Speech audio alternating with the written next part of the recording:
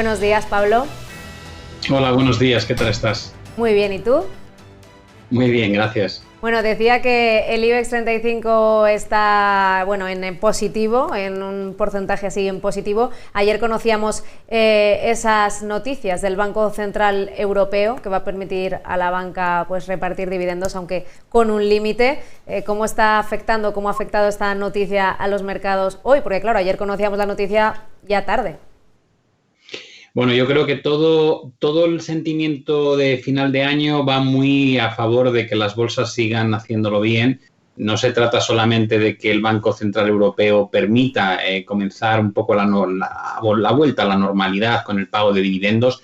A mí personalmente me parece que estamos viviendo una época muy especial en la historia. Date cuenta que se está permitiendo volver a pagar dividendos cuando simultáneamente se está concediendo dinero por debajo del coste de mercado para que los bancos sobrevivan en este entorno de tipos al 0%, con lo cual es un poco absurdo, ¿no? Se intenta cubrir todo, se intenta salvar a la banca y a la vez hacer que sus acciones sean atractivas para los inversores a través de esta recuperación de los dividendos. No tiene mucho sentido. El dividendo debería ser algo que se paga cuando los resultados de la compañía son sólidos y, por tanto, sobra dinero para invertir y, además, para retribuir al accionista. Creo que en este momento no se está dando esas circunstancias. Pero, bueno, estamos acostumbrándonos ya a lo largo del 2020 a ver muchas cosas que antes no tenían sentido y, como decía, el hecho de que el IBEX tuviese una buena jornada ayer y arranque la sesión con recuperaciones hoy, no solamente tiene que ver con la banca, tiene que ver con unos datos que han publicado esta mañana de PMIs buenos, con la sensación de que va a haber un Brexit con acuerdo, con las noticias de la semana anterior de mayor estímulo por parte del Banco Central Europeo y con la esperanza de que se apruebe un paquete fiscal en Estados Unidos antes de que acabe la semana. Pablo, muy buenos días. Efectivamente, esta tarde escucharemos lo que tenga que decir la Reserva Federal tras esa reunión de 2 días de estímulos de tipos de interés. Ahora sobre la mesa sí tenemos datos macroeconómicos. En la jornada de hoy acabamos de conocer la actividad económica de la eurozona, ese PMI de servicios que roza los 50 puntos, que es mejor de lo que sucedió en noviembre, pero que sigue por debajo de los 50, por lo tanto es contracción, 49,8 puntos. En este contexto estamos viendo como Alemania además entra en ese confinamiento duro desde hoy. En el Congreso, el presidente Pedro Sánchez ya ha dicho que España podría endurecer las restricciones de cara a Navidad, porque la crisis es la que es, el virus todavía se extiende, se teme esa llegada de tercera ola porque las vacunas todavía les queda tiempo, pero vemos como las bolsas europeas continúan al alza. El IBEX es el que menos avanza, un 0,51%, pero vemos al CAC 40 un 0,75%, el DAX un 1,5 porcentual y el FT100 ya a punto de irse de la Unión Europea con un 1% de subida. No sé qué escenario ves para el conjunto de las bolsas europeas. Bueno, llevamos comentando esto ya varias semanas, por no decir meses. Lo que ha ocurrido con la pandemia ha marcado un antes y un después en la mentalidad de los inversores, ¿no?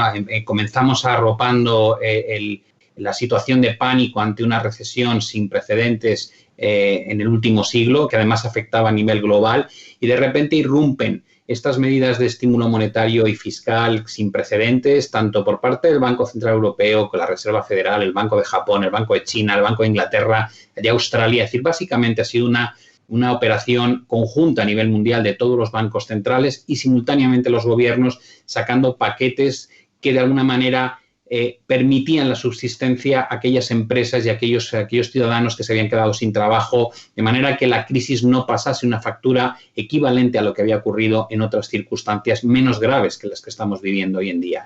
El inversor ha tardado unos cuantos meses, pero de repente ha empezado a asumir que una cosa es la realidad económica, que es un desastre absoluto, ahora hablaré de este dato de PMI, y por otro lado está cómo cotizan los activos. Los activos cotizan en máximos históricos en muchas de las bolsas porque se está perdiendo el miedo a que el mercado refleje cuál es la situación económica que vivimos a día de hoy, precisamente por esa intervención masiva de bancos centrales y gobiernos. Por otro lado, el tema del PMI que hemos visto que es claramente positivo, no supera la cota de 50, que es lo que habla de una expansión económica en lugar de una situación recesiva, pero aún así es un dato muy positivo. Lo que ocurre es que el PMI es una encuesta a los gestores de empresas. Es decir, no es un dato duro, como llamamos, no es un dato efectivo de cuánto transacción en servicios o en manufactura ha habido, sino que es una previsión en base a esas encuestas que se hacen a los empresarios de lo que ellos esperan que vaya a ocurrir en diciembre. Por tanto, hay que tomarlo con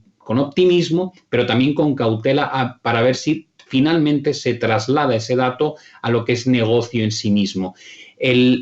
Incluso si se trasladase, no hay que perder de vista que el Banco Central Europeo recientemente, en la reunión del jueves pasado, nos ha indicado que el cuarto trimestre de este año vamos a tener un decrecimiento económico del 2,2% frente a unas expectativas de unos meses anteriores de que el cuarto trimestre iba a ser una continuación del tercer trimestre, que había sido muy positivo. Por tanto, nuestra realidad económica es que seguimos en un entorno muy, muy peligroso y muy preocupante, y de cara al primer trimestre de 2021 las cosas no pintan bien. Tal y como estabas indicando, Alemania entra otra vez en una situación de cerrar la economía de forma agresiva, lo mismo que están planteándose en Holanda, lo mismo que hemos visto en países como Italia, y en España se está advirtiendo de que tal vez haya que hacer algo similar. ¿Qué quiere eso decir? Pues que lógicamente las previsiones de un primer trimestre en términos económicos boyante no tiene ningún sentido si lo que estamos acometiendo son restricciones a la movilidad y el cerrojazo a mucha actividad económica que encima en estas fiestas suele generar un porcentaje muy grande de sus negocios en términos anuales. Por tanto, los mercados, y yo soy positivo, creo que van a seguir subiendo, pero no respaldados por una economía recuperándose, sino por este intervencionismo brutal por parte de gobiernos y bancos centrales, que está dando lugar a una gran burbuja, lo cual no quiere decir que tenga que pinchar en el corto plazo y que no podamos ver revalorizaciones bursátiles mucho más elevadas. Pablo, ese intervencionismo que dices que convive, ¿no?, con esos datos económicos que reflejan el pulso del momento, más el comportamiento del mercado, que siempre cotiza a expectativas. En ese contexto querría que nos acercásemos a un título. Es Inditex. Ayer presentaba resultados, su presidente Pablo Isla decía que la compañía está fuerte para enfrentar 2021 en los venideros, una fuerte posición de caja. Sin embargo, los inversores recibían sus resultados con pesimismo, era el farolillo rojo de la sesión, y esta mañana, sin embargo, recuperaba posiciones y ahora se da la vuelta al título y retrocede en el tiempo real. Quería que nos hablases un poco de cómo ves al gigante textil en un escenario tan convulso, pero que bueno, las cifras ya a tercer trimestre, esos 9 meses de su año fiscal, pues bueno, demuestran ese comportamiento progresivo de mejora y de crecimiento. Bueno, yo creo que Inditex es una historia de éxito, ¿no? Lo lleva haciendo mucho tiempo y creo que este tipo de compañías al final lo que demuestran no es que tengan un modelo de negocio que sea bueno, sino que tienen una capacidad de adaptación a las circunstancias por encima de otras compañías. Y en el caso de Inditex yo creo que está migrando de una forma muy evidente hacia el comercio online, es decir, es evidente qué tipo de sectores se van a ver beneficiados en el periodo post-pandemia, además de durante la propia pandemia que estamos viviendo. Hemos visto que ha habido compañías que se han digitalizado o que ya eran digitales, que han tenido un comportamiento bursátil estratosférico comparativamente a otros sectores más tradicionales, y en el caso de Inditex yo creo que lo que demuestra la gestión es que si bien el modelo a lo mejor basado más en tienda física que había anteriormente no es viable con la situación actual, el esfuerzo que se lleva haciendo desde hace años por migrar o tener esa otra pata digital les está dando un soporte muy importante en estas circunstancias tan complicadas, ¿no? Por tanto, yo siempre he dicho que Inditex se convirtió en un valor que era muy complicado de comprar en su momento porque cotizaba con unos múltiplos muy elevados. Todo el mundo que quería comprar Inditex no se atrevía porque de alguna manera estaba muy cara en términos fundamentales. Pues probablemente lo que ha ocurrido durante este año ha ofrecido oportunidades, y para aquellos que creen en el modelo de negocio a medio y largo plazo deberían buscar en estas fases correctivas pues la posibilidad de buscar esas inversiones con vistas a los próximos años. En cuanto a otros valores protagonistas, estabas hablando de esa evolución de Inditex y de su transformación también en cuanto a la estructura del propio negocio. Quería hacer una que nos acercásemos al título de Telefónica, porque termina el año, pero ya ha cumplido con los retos que perseguía para este 2020 y pese a la dificultad de este año, en 4 de sus lugares estratégicos más importantes, Alemania, Reino Unido, Brasil y aquí en España, con ese despliegue del 5G por encima de lo previsto, esa cobertura superando el nivel de cobertura y de poblaciones previstas para este año. Bueno, yo creo que Telefónica es una compañía que ha sufrido una barbaridad en bolsa. Como todos sabéis, nada tiene que ver los niveles a los que cotiza, actualmente muy cerca de mínimos históricos, ¿no?, respecto a lo que fue la historia de Telefónica a finales de la década de los 90. No es un problema solamente de Telefónica, porque realmente Telefónica vive una presión vendedora bastante importante en sus títulos, de la misma manera que hemos registrado ese tipo de presión en el sector en su conjunto. Es decir, muchas otras compañías en Europa que se dedican a lo mismo también han tenido un desempeño muy malo a lo largo de los últimos años. Y es un valor que es enigmático porque probablemente está bien posicionado en este momento para disfrutar o para aprovecharse de lo que es la irrupción del 5G, para convertirse en un líder en lo que es la transformación digital, pero sin embargo la tendencia que muestra en términos bursátiles recomienda al máximo la prudencia. Yo siempre digo que cuando un valor tiene una tendencia a la baja tan sostenida como la que muestra Telefónica, a veces se convierte, hay gente que habla de value stock, ¿no?, un valor que tiene un activo que tiene un valor porque no refleja los fundamentos de la compañía, pero también existe el concepto de un value trap, que es básicamente cuando un valor visualmente parece que está barato, pero realmente no tiene tanto valor como se considera.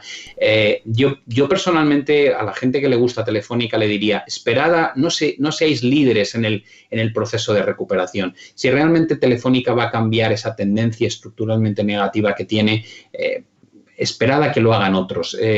No pasa nada por comprar más tarde. Creo que intentar encontrar cuál es el suelo de Telefónica es una jugada que mucha gente lleva haciendo desde hace prácticamente 20 años y ha sido infructuoso, con lo cual, con independencia de la opinión que pueda tener uno en el valor, lo cierto es que la estructura de Telefónica desde un punto de vista de análisis sigue siendo preocupante, sigue siendo mala y yo no tendría prisa para comprarla.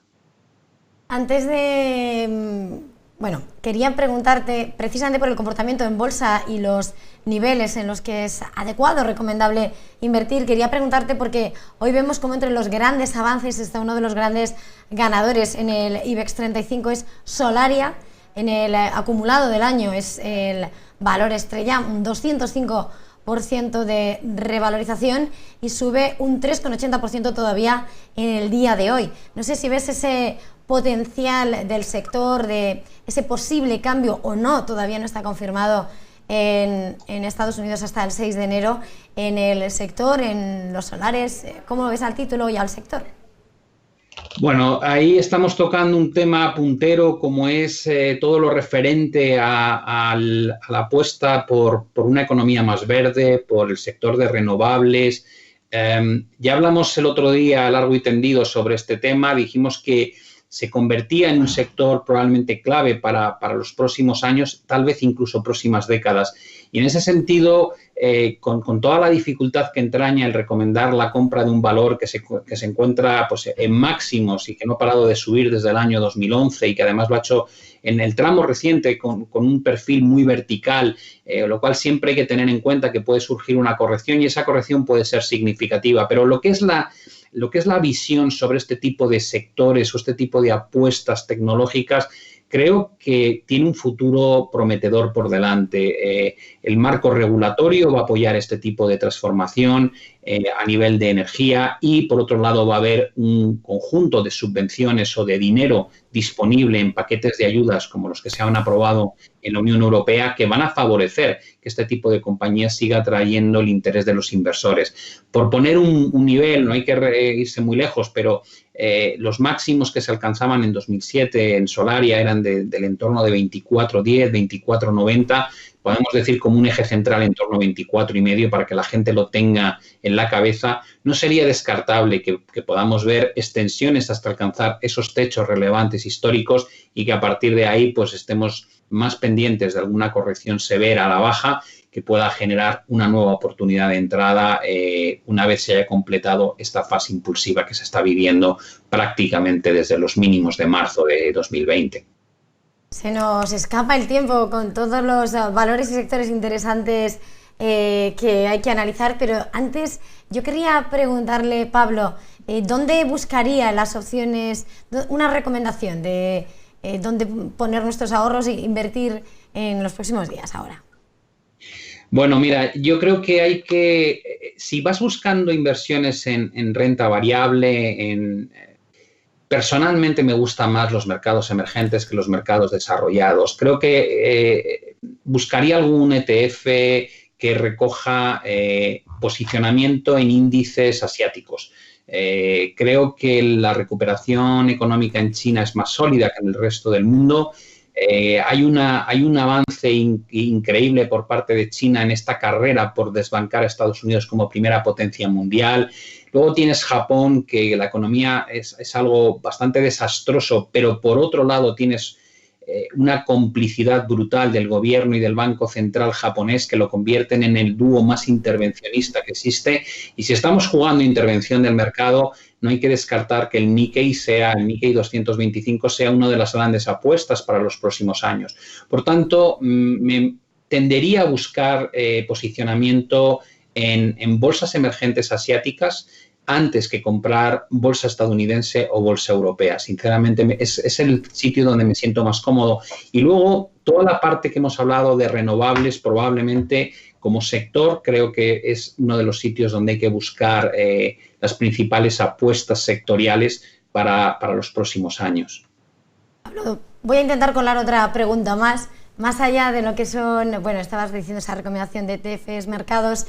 Quería hacer una parada en el mercado de las materias primas, porque vemos como en este escenario de próxima llegada y efectos de las vacunas, veíamos cómo rebotaba el petróleo. El crudo Brent parece ya consolidar los $50, sube un 0,37%, al mismo tiempo que vemos como la onza de oro se recupera un 0,57% en los $1.865 la onza. No sé si esos dos movimientos, bueno, ¿cómo nos puedes valorar estos dos? Sí. Digamos que el petróleo, desde una perspectiva de trading, nosotros hablábamos que por encima de 46,40 había una señal que podía llevarnos a niveles de 55, 59.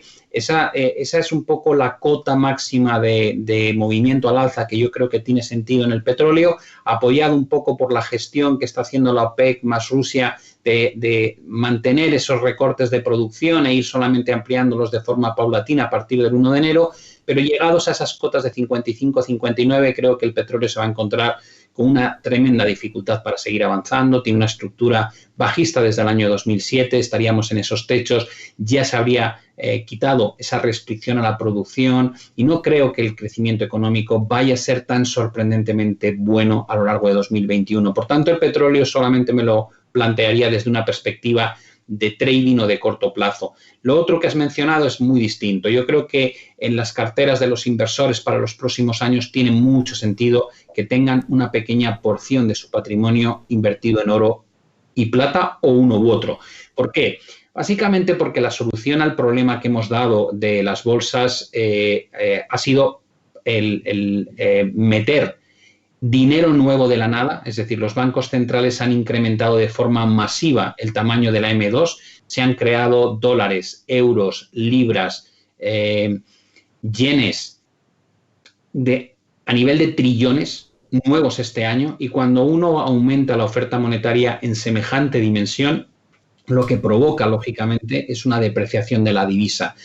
Es difícil que se deprecie una divisa contra otra, pero en este caso probablemente esa depreciación la vamos a ver de las divisas fiat hacia las pseudodivisas. Y el oro y la plata son activos que se pueden interpretar como pseudodivisas, lo cual quiere decir que no sería nada raro que lo hagan bien durante los próximos años. Por tanto, ambos activos creo que son muy interesantes para tener en cartera. Esos pseudodivisas y refugios eternos. Pablo Gil, de XTV, muchísimas gracias por acompañarnos una vez más aquí en Negocios. Encantado, muchísimas gracias.